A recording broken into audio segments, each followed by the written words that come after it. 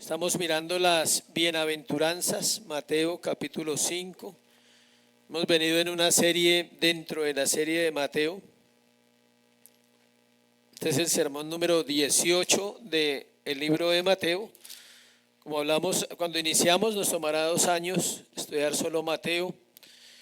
Y dentro de ese libro hay otra serie que es la serie de las bienaventuranzas en la cual estamos aquí. Entonces Mateo capítulo 5 versículo 9. Mateo capítulo 5 versículo 9. Estamos ahí en ese versículo. ¿Ya lo tienen? Dice así, bienaventurados los pacificadores, porque ellos serán llamados hijos de Dios. Vamos a leerlo otra vez. Bienaventurados los pacificadores, porque ellos serán llamados hijos de Dios. Señor, te damos gracias. Una vez más pedimos la asistencia de tu Espíritu Santo en este lugar, sobre todo en la enseñanza del sermón. Gracias porque tú eres el único que puede dar entendimiento de la Escritura, y oro que así sea para nosotros. Gracias por Cristo, por morir en la cruz por nuestros pecados y darnos libertad. Y gracias por esta mañana. Glorifícate en tu palabra, te lo pedimos en el nombre de Jesús. Amén y amén. Bienaventurados los pacificadores. Vamos a hablar de los pacificadores. Para esto es necesario que volvamos a uno de los principios más importantes de la cristiandad verdadera. Y es que el creyente en su condición de pecador debe acercarse humildemente y humillarse bajo la mano poderosa de Dios, para que Dios en su amor y en su misericordia le conceda vivir una vida que refleje a Cristo. El capítulo 5 de Mateo encierra desde el versículo 1 al versículo 12 las bienaventuranzas. Y hemos venido hablando que es un retrato de Cristo, es decir, Cristo pudo vivir esto en la tierra. Cristo, por ser Dios y por ser santo, podía vivir esto en la tierra. Y es la demanda que Dios le hace a los creyentes. Él dice que los creyentes debemos ser como ¿quién? Como Cristo. Y demanda ser bienaventurados, ser felices. La palabra bienaventurado, otra vez le repito, significa 3 veces feliz. Alguien no que es feliz, sino que es feliz y sigue siendo ¿qué? Feliz, entendiendo esa felicidad bajo un punto de vista espiritual, donde la vida también hay luchas, hay dificultades, hay problemas, hay situaciones que enfrentamos, pero es feliz porque Cristo vive en él y porque está a paz y salvo con el Señor. Las bienaventuranzas tienen un propósito y es humillar a todo hombre, porque muestran la incapacidad que tenemos para vivirlas, y tienen otro propósito, llevarnos al Señor. ¿A qué? A orar, a decirle: Dios, me cuesta ser pobre de espíritu, me cuesta llorar mis pecados, me cuesta ser misericordioso, me cuesta tener hambre y sed de justicia, me cuesta tener un corazón limpio. Y hoy vamos a ver que nos cuesta ser ¿qué? Pacificadores. Según la idea sugerida en el capítulo anterior, podemos ver un paralelo entre las bienaventuranzas, para que usted esté atento ahí al capítulo 5 de Mateo. Las bienaventuranzas que preceden y siguen al versículo 6 corresponden entre sí. Mire cómo se relacionan. Pobreza de espíritu, que está en el versículo 3, y ser misericordiosos, que está en la 7, son iguales. Pobreza de espíritu y misericordiosos. La siguiente, llorar por el pecado, que está en el versículo 4, llorar por el pecado y ser de corazón limpio están en conexión también. Y exactamente del mismo modo la mansedumbre y el pacificador. Es decir, todo pacificador tiene que ser ¿qué? Manso, mas no menso, sino manso de corazón, como lo era Moisés, y será un pacificador. La pregunta que todo el mundo se hace cuando se hablan estos temas es la siguiente: ¿por qué hay tanta guerra en el mundo entero? ¿Por qué estamos viviendo hoy esa crisis? Y nosotros pensamos que es hoy. ¿Sabe por qué pensamos eso? Porque estamos vivos nosotros. Pero todas las generaciones anteriores pensaron lo mismo en su época. ¿O qué piensa usted de los que vivieron la Segunda Guerra Mundial? Aquí por ahí habrá una persona que es mi mamá que alcanzó de pronto a vivir las consecuencias de esa Segunda Guerra Mundial, porque ella tampoco estuvo en esa época. ¿Y qué piensa de los de la Primera Guerra Mundial? ¿Y qué piensa de la peste negra en Europa en el siglo XIII y XV, que murieron miles, la tercera parte de Europa murió?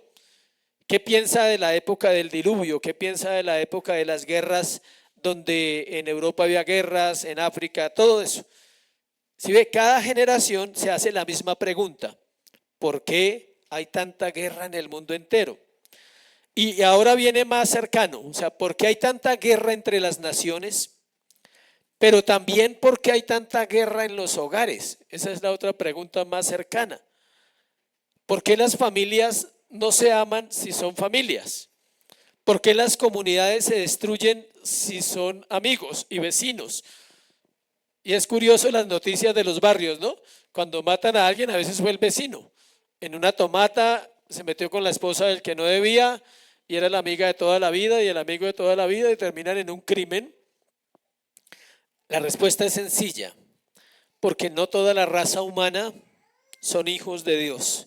Solo aquellos que son hijos de Dios podrán ser pacificadores. ¿Sí ve la respuesta?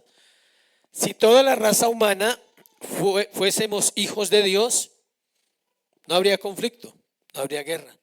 Eso no quiere decir que entre los hijos de Dios también hay conflictos y guerras. La pregunta de todo el mundo es esa, entonces la respuesta ya la escuchó: porque no todos los seres humanos son hijos de Dios. Algo en lo que nosotros tenemos descanso y que debemos descansar es que Dios es el Dios de paz.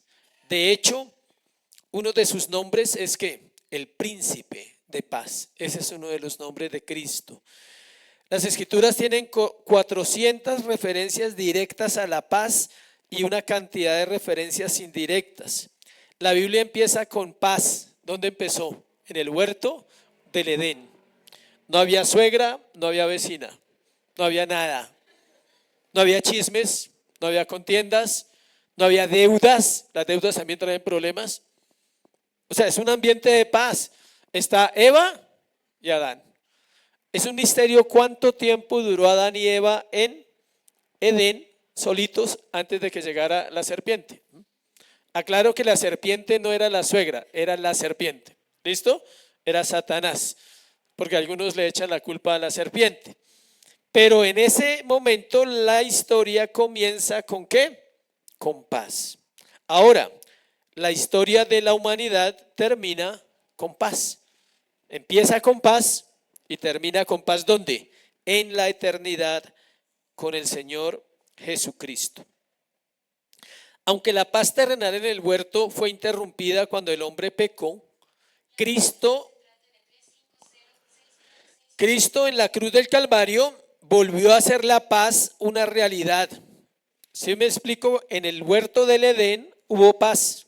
¿Cuándo se perdió la paz? Cuando el hombre pecó, cuando el hombre falló a Dios. Cristo en la cruz vuelve a traer esa paz a sus hijos, y la paz puede reinar ahora en los corazones de quienes son suyos. Un día Cristo volverá a la tierra bajo ese nombre, el príncipe de paz, y va a establecer un reinado de paz eterno, el cual durará para siempre. Esa era una pequeña introducción de lo que la Biblia habla de la paz. Y ahora vamos a mirar acerca de ese versículo varias cosas que todos necesitamos aprender para ser pacificadores, o tal vez darnos cuenta, si usted no es muy pacificador de pronto, hoy dirá: uy, me toca mirar porque no hay mucha paz en mi corazón. Primero, el significado de paz y de paz. Y pusimos dos palabras: justicia y verdad, y pusimos una balanza. Si usted le hace la pregunta a una multitud de personas, ¿quiénes quieren la paz? Todo el mundo gritaría: yo quiero la paz, yo quiero paz. Pero nadie quiere esas otras dos palabras, justicia y verdad. Esa es una de las razones por cual el mundo no tiene paz, porque hay mucha injusticia. Hay injusticia social de los ricos hacia los pobres, hay injusticia en los gobiernos, hay injusticia en las autoridades, hay injusticia de los fuertes a los débiles, y mientras haya injusticia no habrá ¿qué? Paz.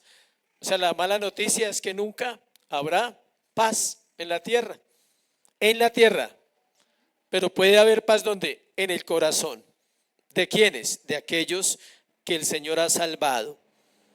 Para una verdadera paz en el corazón se requiere un corazón limpio, que fue la bienaventuranza que vimos en otro sermón. El Señor mismo advirtió que habría conflicto a causa del Evangelio. Acompáñeme a Mateo, ahí mismo en el libro capítulo 10, y vamos a leer un pasaje que no gusta mucho, pero que es necesario. Mateo 10, 34, 39, dice, Mateo 10, 34, 39, no penséis, dice el Señor Jesucristo, que he venido para traer paz a la tierra. ¿Sí ve? Ahí ya hay una respuesta. Nunca va a haber ¿qué? Paz en la tierra. Por eso el profeta Jeremías confronta a los profetas de la época de él cuando ellos dicen paz, paz, paz. Y el profeta dice vendrá espada y vendrá ¿qué? Guerra. Y dice que están engañando al pueblo. Por eso cuando la iglesia engaña a las personas y les ofrece solo prosperidad, sanidades y milagros, los está ¿qué? Engañando. Porque le está ofreciendo paz, paz y paz. Esas palabras significan paz. ¿Quién quiere prosperidad? ¿Quién quiere salud? ¿Y quién quiere cosas milagrosas? Todo el mundo. Pero eso engaña a un pueblo. Le están diciendo que así viene la paz, lo cual es falso. Dice, no he venido a traer paz a la tierra, no he venido para traer paz, sino que espada. Porque he venido para poner en disensión el hombre contra su padre, a la hija contra su madre y a la nuera contra su suegra, y los enemigos del hombre serán ¿qué? Los de su casa. Eso no pasa en esta iglesia, o sea, eso no pasa aquí en estas familias preciosas, pasa en otras casas, en otras familias, en otras iglesias. Dice, el que ama a padre o madre más que a mí, no es digno de mí. El que ama a hijo o hija más que a mí, no es digno de mí. Y el que no toma su cruz y sigue en pos de mí, no es digno de mí. Aquí ya quedamos desaparecidos, todos, porque todos necesitamos aprender esa parte. El Señor Jesús dice que Él vino a eso. Ahora la causa por la cual se dividen las familias, ¿cuál es? El Evangelio de Jesucristo. Divide para restaurar, divide para mostrar la verdad de los corazones, y es difícil que haya paz en los hogares si unos creen y otros no creen. La paz de la cual habla el Señor está hablando que proviene de Él mismo, de lo que Él hizo en la cruz. ¿Qué hizo? Reconciliarnos con Él. Por eso el conflicto no empieza por nosotros. El conflicto se vive por la verdad. El conflicto no es que usted sea buena o mala persona, mala gente, o que usted le caiga mal a otros o que otros le caigan mal a usted. El problema comienza cuando los seres humanos se empiezan a alinear ¿a qué? A la verdad. Porque la verdad los va a llevar a ser ¿qué? Justos. Hablando de una manera terrenal, ¿no? Porque el único justo es ¿quién? El Señor. La paz de Dios no solo detiene la guerra, sino que la reemplaza con la justicia que trae armonía y verdadero bienestar. La paz de Dios detiene una guerra. ¿Cuál guerra? La que hay acá, dentro de mi vida. El no entender la vida, el no saber por qué vivimos. La paz es una fuerza creativa y agresiva para lo mejor. ¿Qué tal eso? Es una fuerza creativa, o sea, crea, y agresiva ¿contra qué? Contra el mal, contra la maldad. El saludo judío, ¿sí saben cómo es el saludo judío? Shalom, Dios de paz, shalom. Ellos desean paz cuando se saludan, así como nosotros decimos buenos días, buenas tardes. Ahora hay uno de moda que es ¿qué? Bendiciones. Se está poniendo de moda el lenguaje cristiano, no sé si lo han notado, en la televisión, en los realities, en los concursos. Gloria a Dios, todo es para la gloria de Dios, todo es para el Señor. Se está poniendo ¿de qué? De moda. Y la moda no incomoda, dicen, pero la moda no salva. Necesitamos ¿a quién? A Cristo. La paz, siendo entonces una fuerza creativa y agresiva para lo mejor, ayuda a que el hombre empiece a entender el propósito de Dios en la tierra. Los judíos decían Shalom, Dios de paz, y expresa el deseo de que a quien se le saluda tenga la justicia y la bondad que Dios le puede otorgar. Ellos están deseándole a esa persona que la paz de Dios, que sobrepasa todo entendimiento, esté en su corazón. Ellos no lo hacen jugando, ellos son muy conscientes de las escrituras. El significado más profundo del término es el bien más elevado de Dios para usted. Eso significa Shalom, el bien más elevado de Dios para usted. Es bonito ese saludo. Nosotros ya no nos saludamos así porque no somos judíos, pero entonces ellos conocen muy bien lo que están hablando. La paz del hombre puede ofrecer algo al corazón del hombre, valga la redundancia, y es una tregua. Es decir, hay momentos en la vida de nosotros que tenemos una paz que temporal, como un cese de hostilidades, como que las cosas paran, venían tan mal y como que hay un tiempo en que mi cabeza se empieza a estabilizar, pero esa no es la verdadera paz. Quizás es la oportunidad que Dios está dando para que vengamos a Él a conocer la verdadera paz. A nivel internacional o a nivel de guerras nacionales o de países, una tregua es más que una guerra fría. No es más que una guerra ¿qué? Fría. Alguien decía que lo único que hace la gente en tiempos de paz es pensar cómo hacer la guerra. Es así. Las naciones cuando no tienen conflictos están pensando en buscarlo, en cómo van a hacer el próximo paso para tener más poder. A menos que los desacuerdos y los odios se resuelvan, los conflictos simplemente pasan a la clandestinidad. ¿Escuchó? Si los odios y los conflictos no se resuelven, simplemente se esconden. ¿Pasan dónde? Al corazón. Allá están escondidos. Y se enconan. ¿Sí conocen esa palabra? Enconarse. Materia. ¿Sí? Cuando la herida se encona, hay que apretarla para que le salga ¿qué? Materia. Y van a crecer y van a estallar de nuevo, contaminando, porque la materia es mala, contamina. Sin embargo, la paz de Dios no solo detiene las hostilidades, sino que resuelve los problemas y junta las partes en mutua armonía y amor. La paz de Dios primero resuelve el corazón individual para que esa persona empiece a resolver todos sus conflictos despacio.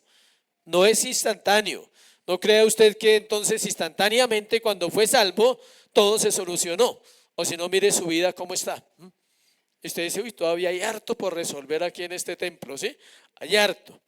La paz se basa en la justicia porque mientras no se reconozca aquello en lo que hemos fallado hacia otro y que ha generado conflicto, no habrá paz. Se reconoce para ser limpiado. Cuando un hombre va a Dios, una mujer va a Dios y le dice, Señor, yo reconozco que he fallado hacia cierta persona, lo primero que Dios hace es ¿qué? Perdonarle. ¿Y qué produce el perdón en ese corazón? Paz. Ya no le debe al más importante, que es ¿quién? Dios. Y Él le dará la sabiduría para arreglar con la otra persona. Acompáñeme al Salmo 85:10, por favor. Salmo 85:10. Salmo 85:10 dice, la misericordia y la verdad ¿qué? Se encontraron, la justicia y la paz se besaron. ¿Sí ve que están unidas? No hay paz porque no hay justicia. Tratar de producir armonía al comprometer la justicia hace que se pierdan ambas. Tratar de tener paz siendo injustos, ni lo uno ni lo otro. El gran enemigo de la paz, ¿cuál es? No es la guerra, es el pecado. Él es el enemigo de la paz de nosotros. El pecado separa a Dios de Dios a los hombres y ocasiona discordia y enemistad con Él. Dejar claro que los conflictos de nuestras vidas no van a desaparecer por este sermón, pero tal vez pueda encontrar paz ¿con quién? Con Cristo. El mundo está lleno de conflicto y guerra porque está lleno de pecado. La paz no gobierna el mundo porque el enemigo de la paz gobierna el mundo, que es el pecado. Jeremías nos dice en Jeremías 17:9 que el corazón del hombre es engañoso y perverso. Hay una falsa paz en nosotros, que queremos ausencia de problemas. Mientras reine la maldad en los corazones, no habrá una sociedad pacífica. Es difícil encontrar una sociedad pacífica. De hecho, las sociedades pacíficas tienen que ceder en sus principios, vender sus principios, aceptar libremente las leyes que Dios prohíbe, el aborto, la ideología de género,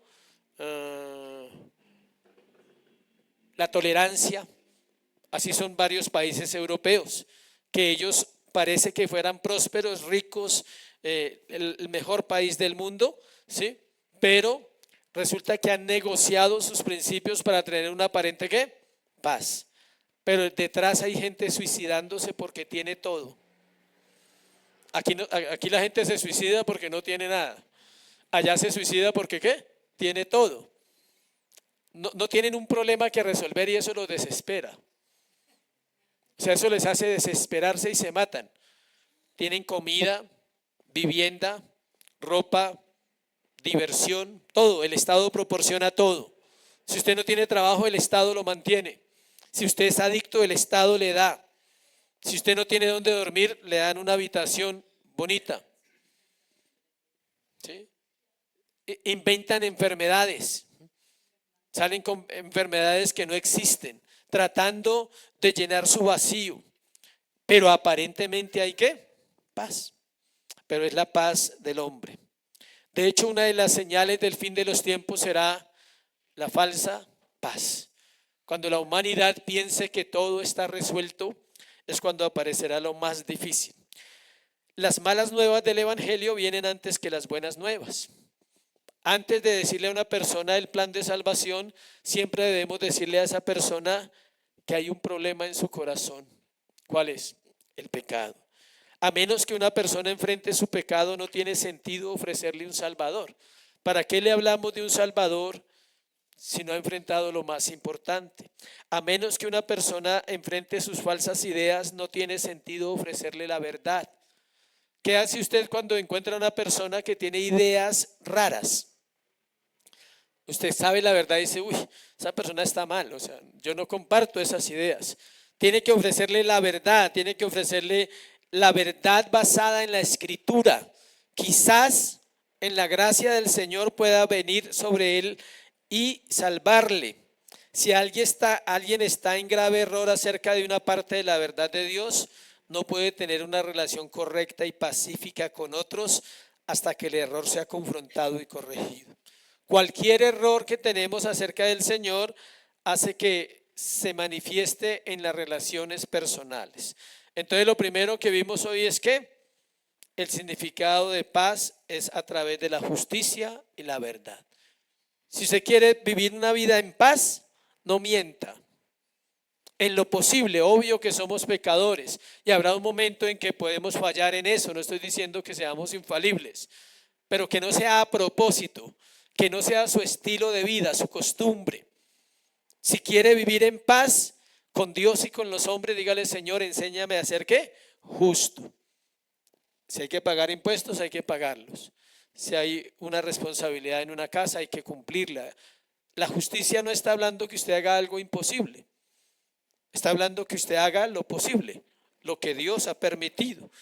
Segundo, aquel que creó la paz. Ya sabemos quién, solo hay uno que creó la paz y es Dios.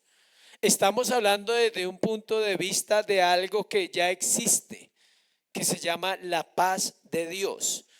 No algo que va a ser creado como hablábamos ahora, sino que ya Dios lo creó. ¿Y dónde lo conquistó? Ahorita lo vamos a ver en la cruz. La paz sí existe y aunque parezca imposible de alcanzar, es imposible porque no proviene de nosotros, de nuestros actos, solo de alguien totalmente justo y verdadero. ¿Por qué el primer punto hablaba de la justicia y la verdad? Porque la paz procede de Dios y solo Dios es justo y verdadero en todo el sentido de la palabra. La ecuación sencilla es esta si les gustan las matemáticas.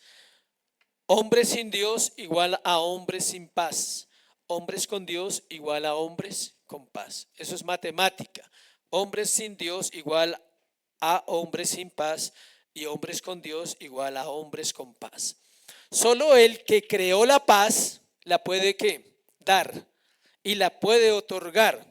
Solo Él, o sea Dios, porque es parte de su carácter y porque Él vive en sus hijos.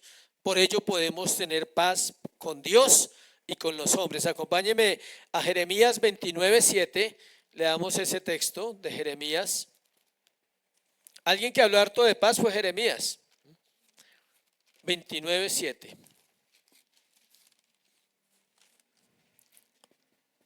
Dice: procurad la paz de la ciudad a la cual os hice transportar y rogad por ella a Jehová, porque en su paz tendréis vosotros paz.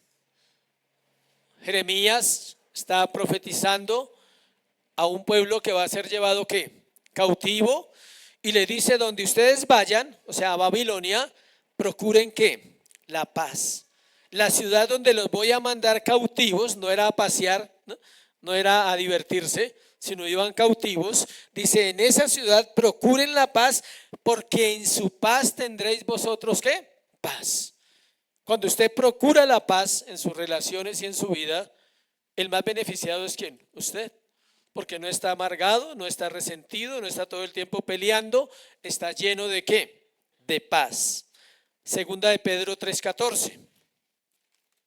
Segunda de Pedro 3:14 dice así: por lo cual, oh amados, estando en espera de estas cosas, procurad con diligencia ser hallados por Él sin mancha e irreprensibles en paz.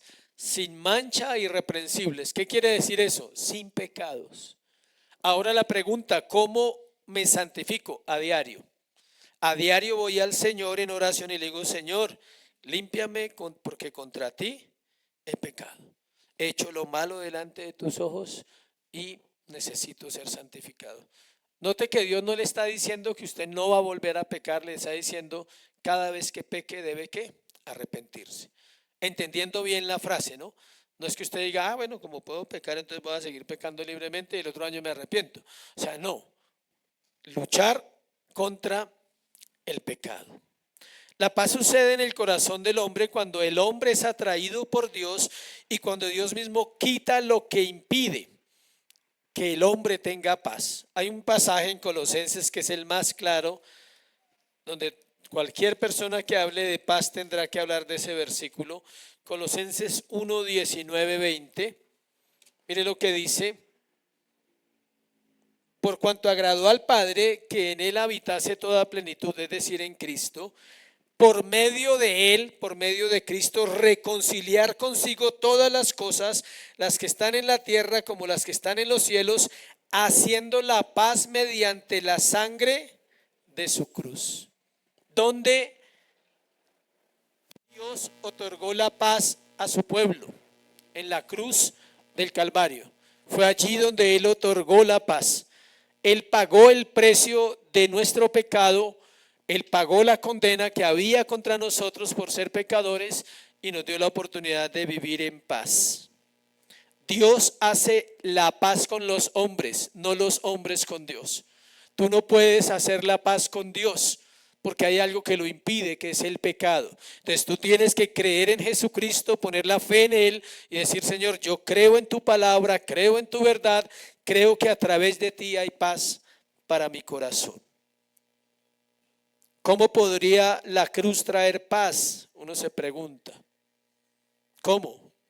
Y es sencillo: en la cruz todo el odio y la ira de los hombres se ventilaron contra Dios. ¿Por qué la cruz trajo paz? Porque el odio que los hombres tenían por Cristo quedó allí. Porque la maldad que ellos ejercieron ese día fue más fuerte que cualquier otra maldad que exista. En la cruz el Hijo de Dios fue escarnecido, maldecido, escupido, traspasado, odiado y matado. Si ve, todas esas palabras hacen referencia a ¿qué? A maldad, a guerra, a contienda. Si a usted lo maldicen, a usted le duele. Si a usted lo escupen, tiene usted que ser muy manso para no hacer nada. Todo eso lo vivió él y él fue ¿qué? Manso. Dice, no abrió su boca, como cordero fue llevado delante de sus trasquiladores, como oveja fue llevado delante de ellos. Enmudeció y no abrió su boca. Me imagino el Señor, si solo él hubiera pensado en pegarle un puño, hubiera sucedido porque es Dios. Imagínese que él en su mente hubiera dicho, uy, le va a pegar un puño, inmediatamente hubiera sucedido, porque todo lo que Dios piensa, ¿qué? Sucede, porque Él es Dios. Los discípulos de Jesús huyeron atemorizados. Imagínense, los valientes se hicieron ¿qué? Cobardes. Nadie podía ayudarle. Del cielo salieron rayos. La tierra tembló violentamente. El velo del templo se partió en dos en la cruz del Calvario. Sin embargo, por medio de esa violencia Dios trajo paz. ¿Sí ve qué pasó en la cruz? Violencia. ¿Contra quién? Contra el Hijo de Dios. El cielo fue violento porque hubo un terremoto, porque hubo truenos, hubo oscuridad. La tierra sintió que violencia contra su Creador. Y entonces la paz se ganó porque Dios hizo justicia, porque recibió la ira de Dios, el Hijo, para que su iglesia no la reciba. Por eso podemos tener paz. Voy a contarle una historia, que las historias siempre ayudan mucho a ilustrar el asunto de las predicaciones en estos términos teológicos. El teólogo Richardson, que es muy conocido, narra su larga lucha un misionero, Richardson, narra su larga lucha para llevar el evangelio a la tribu Sawi de caníbales y cazadores de cabezas. Imagínense, una tribu de caníbales y cazadores de cabezas de Irian Jaya en Indonesia. Por mucho que trató, no pudo hallar una manera de hacer que la gente entendiera el mensaje del evangelio. Es difícil. Acá predicamos a gente que no come gente, o sea, sí, pero predicarle a caníbales debe ser difícil. Especialmente que ellos entendieran el significado de la muerte de Cristo en la cruz del Calvario. Claro, como comían personas. Los pueblos sawi estaban constantemente peleando entre sí, y debido a que se tenía en alta estima la traición, la venganza y el asesinato, allí parecía no haber esperanza de paz. Era una guerra continua allí. Sin embargo, la tribu tenía una costumbre, escuche, una costumbre legendaria de que si un pueblo entregaba un bebé varón a otro pueblo, prevalecería la paz entre los dos pueblos mientras el niño viviera. Al bebé se le llamaba un hijo de paz. O sea, era una costumbre ancestral que una tribu tenía que entregar un bebé a la otra tribu, y que esas dos tribus iban a tener ¿qué? Paz hasta que el bebé muriera, o sea, hasta que ese niño creciera y muriera. Era una entrega de sacrificio. Imagínense, somos enemigos, ¿cómo te voy a entregar uno de los míos a ti? Pero era la única manera en que había paz. El misionero aprovechó esa creencia y les explicó que Cristo era el bebé de paz y que ellos deberían tener paz los unos con los otros, pero que la gran diferencia es que ese bebé nunca iba a morir. Y así logró llegar a ellos con el evangelio y logró hacer la paz en esas tribus, y se convirtieron. Es una historia de la vida real. Se ve una tradición, algo que ellos no entendían, quizás Él lo usa para ello. Si el Padre es la fuente de paz, en este caso para nosotros, el Hijo es la manifestación de aquella paz, entonces el Espíritu Santo es el que realmente pone paz en nuestros corazones. La paz es uno de los elementos más hermosos que el fruto del Espíritu Santo concede a quienes han nacido de nuevo. ¿Cuál es el fruto del Espíritu según Gálatas 5:22? Amor, gozo, paz, paciencia, bondad, benignidad, fe, mansedumbre y templanza. Contra tales cosas no hay ley. Es decir, una persona que vive bajo esos parámetros, las leyes de este mundo no lo pueden condenar, porque vive bajo Dios. Tercero, ¿quiénes son los portadores de esa paz? ¿Quiénes portan esa paz? Pusimos un ejemplo del testimonio, se llama ese palito que pasan en los relevos de Juegos Olímpicos, ¿se llama qué? Testimonio. Es decir, los cristianos son los portadores de esa paz, no para ellos, deben transmitirla ¿a quién? A otras personas.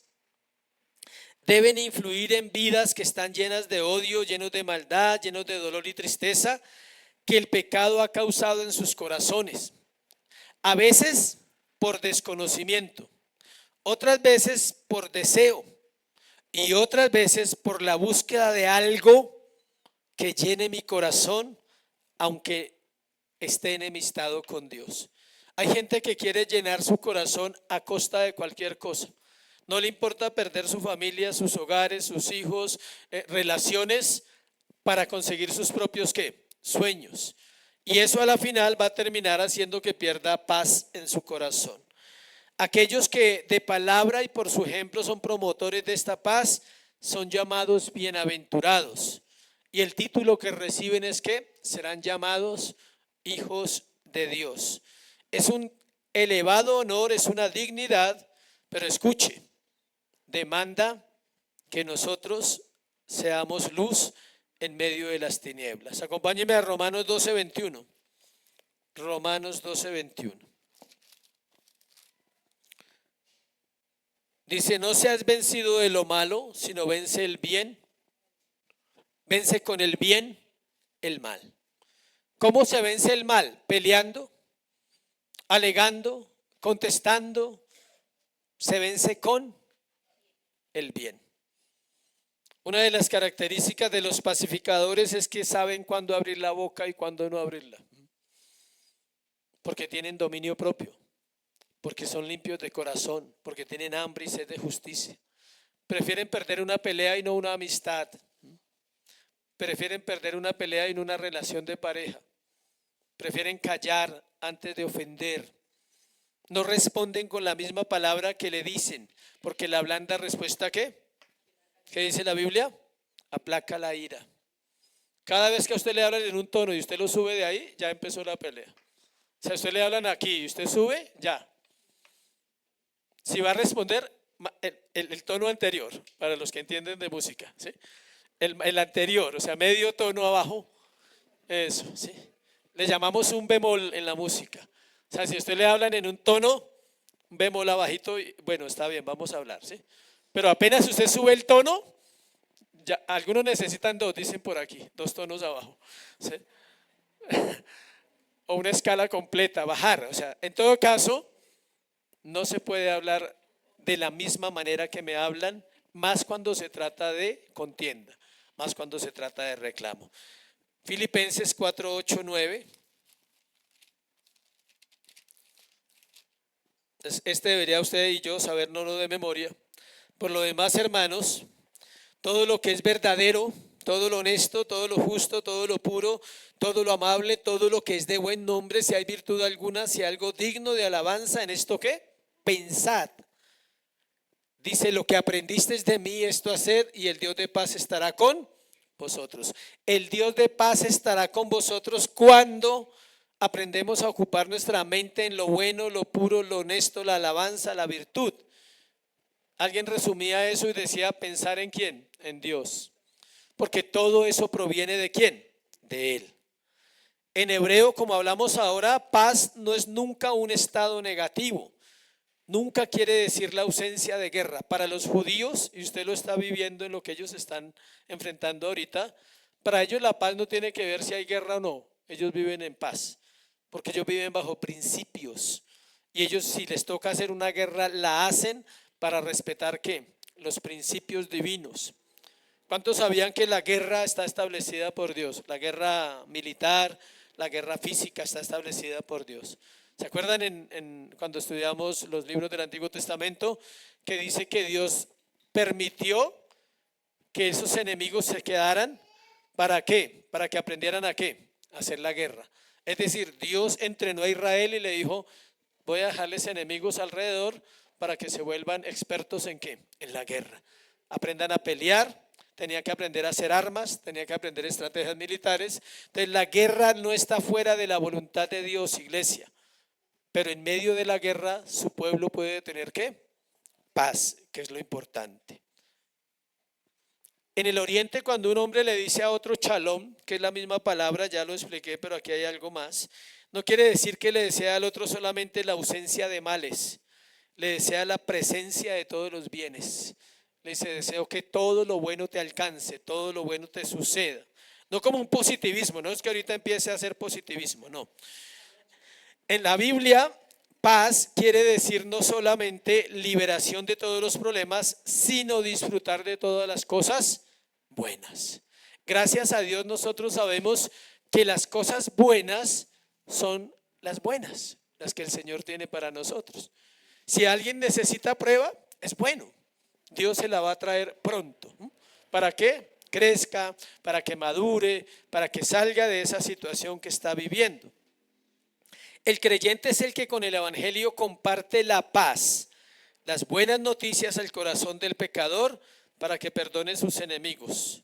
El creyente debe tener paz con sus hermanos por testimonio y para glorificar a Dios.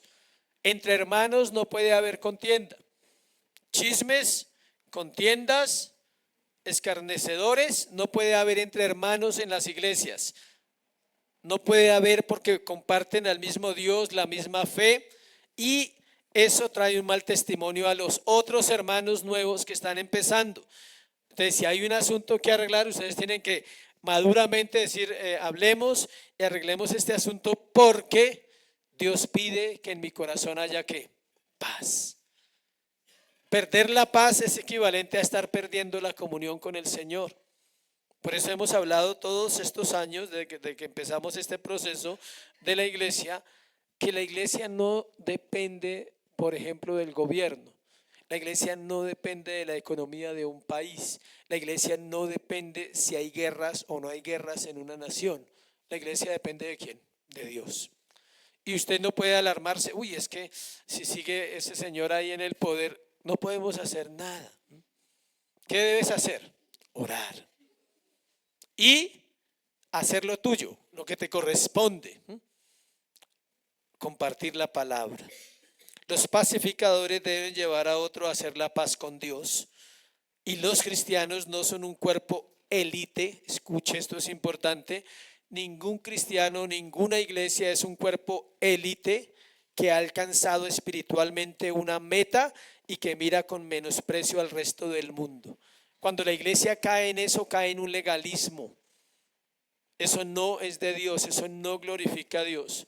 La iglesia no fue llamada a condenar al mundo, la iglesia fue llamada a orar por el mundo. La iglesia no fue llamada a dárselas que ahora tiene paz y juzgar al que no la tiene. La iglesia fue llamada a compartir las buenas nuevas del evangelio. Son pecadores limpiados por Jesucristo, comisionados para llevar el evangelio de limpieza al resto del mundo. Es decir, si usted es de los que se jacta por ser cristiano y no está haciendo esto, usted es igual al mundo, porque está viviendo como el mundo. Si tiene la paz, compártala. Si tiene la paz, vívala. Dentro de las paredes de su casa, cuando entra en la puerta de su casa, en su apartamento, en su casa, con su esposa y sus hijos, que es el núcleo principal, allí se sabe si hay shalom en su corazón, si hay paz. Si no, entonces guarde su boca de hablar mal de otros que puede que no tengan a Cristo y reflejan más la paz en este mundo. El pacificador es un mendigo que se ha alimentado y que está llamado a ayudar a alimentar a otros. Eso es un pacificador. Después de haber sido llevado a Dios, puede llevar a otros, porque entiende que las personas están viviendo la vida que viven por la ausencia del Señor. Un pacificador ayuda a otros a hacer la paz con otros. ¿Sí ve? No solo lo lleva a Dios, sino puede ser intermediario en un consejo para una familia. Dice, no solo la paz que conduce al creyente a vivir en paz con los demás, sino también a ayudar que haya paz en la iglesia, en la familia, en la empresa, en el lugar donde Dios le ha puesto. Allí el cristiano es un ¿qué? pacificador. Cuarto y último, ellos serán llamados hijos de Dios. Esto es lo más hermoso que le pueda pasar a un ser humano. No hay nada comparable a ser un hijo de Dios. Y surge la pregunta, luego no todos somos hijos de Dios. ¿Qué es lo que la gente dice? La respuesta es no. Eso es lo que piensa el mundo, que todos los seres humanos son hijos de Dios. Pero las escrituras enseñan que no todos lo son. Hay criaturas y hay hijos. Todos fuimos creados ¿por quién? Por Dios. Pero la Biblia dice que solo aquellos que el Señor vive en sus corazones, ellos son hijos de Dios. Y porque son hijos, son herederos de las promesas, herederos de un reino eterno y herederos de la gracia. Estamos viendo la materia en el seminario de la verdadera espiritualidad. Voy a sacar de ahí algunas cosas para compartir más adelante con la iglesia, porque es muy interesante esa materia, porque habla de la práctica. Y en un libro que estamos estudiando dice cómo el cristiano se puede engañar por su corazón pensando que es espiritual y en realidad puede que no sea tan espiritual. Por ejemplo, hablar un lenguaje espiritual no garantiza ir al cielo. O sea, gloria a Dios, amén, bendiciones, aleluya. Sí, todo eso no es garantía de una verdadera espiritualidad.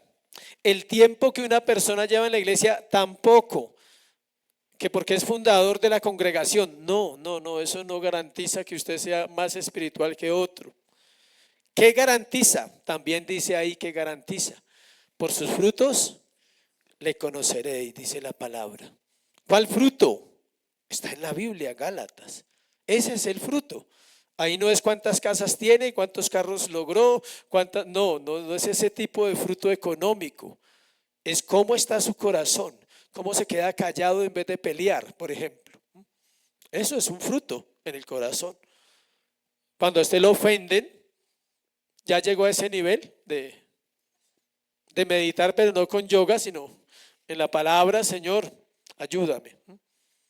De no ponerse mal cuando escucha todas esas noticias impías y malas y le afectan su corazón. ¿Por qué? ¿Por qué le van a afectar su corazón?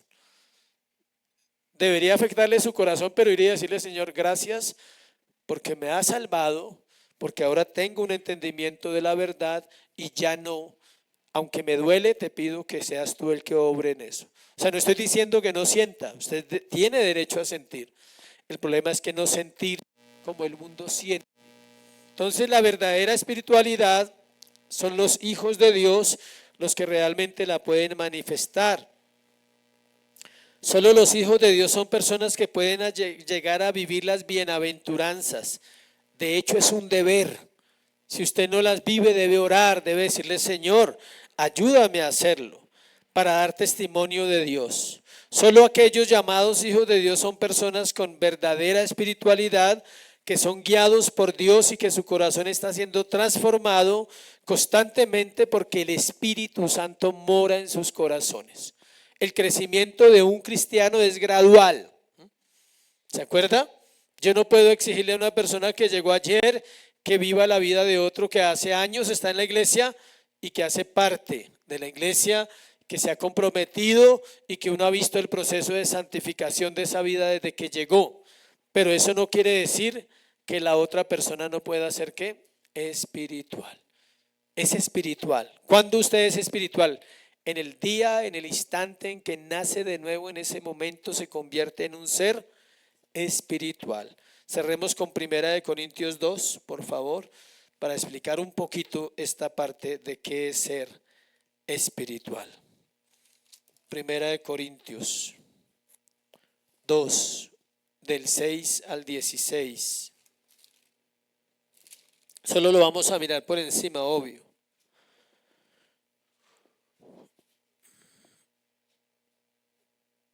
Sin embargo, hablamos sabiduría entre los que han alcanzado madurez, sabiduría y no de este siglo ni de los príncipes de este siglo que perecen.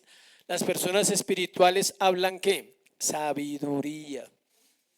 No palabras por hablar, sino hablan, aconsejan, tienen una respuesta para una pregunta a la vida de los seres humanos. Versículo 7. Hablamos sabiduría de Dios en misterio, la sabiduría oculta, la cual Dios predestinó antes de los siglos para nuestra gloria. Esa sabiduría no viene del hombre, viene ¿de quién? De Dios. 8. La que ninguno de los príncipes de este siglo. ¿Quiénes son los príncipes de este siglo? Los gobernantes, los grandes hombres de poder que han pasado por la historia, grandes emperadores, grandes mentes, digamos, que han pasado por la historia. Napoleón, Simón Bolívar, todos ellos se llaman ¿qué? Príncipes de este siglo, de la tierra.